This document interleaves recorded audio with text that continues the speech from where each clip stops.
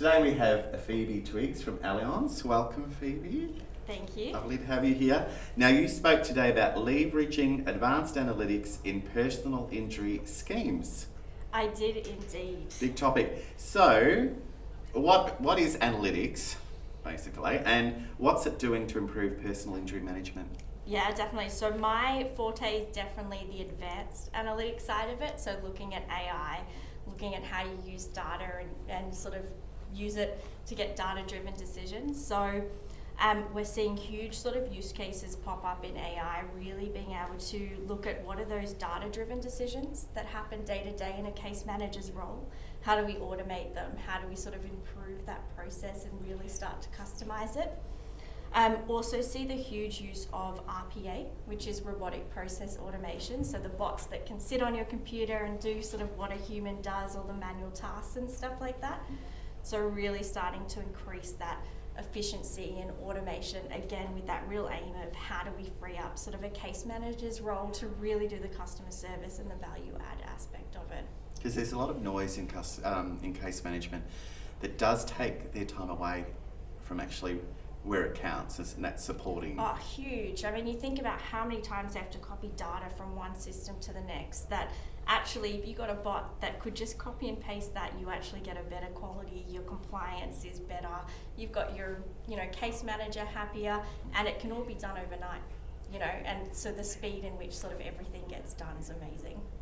Now, you've utilised this in the triage process, I understand, for example? Yeah, so we've actually utilised AI in the triage process. So we've got a model that basically what happens, claim comes in at about that day 14 mark, so the liability determination. It'll take all the information we have, so structured data being sort of your injury information, worker, policy, everything like that, as well as taking the unstructured data. So we're even able to use AI to go over to sort of file notes and understand, what someone's sentiment, what might be the psychosocial information that's sitting underneath there, to really then be able to make a prediction quite early.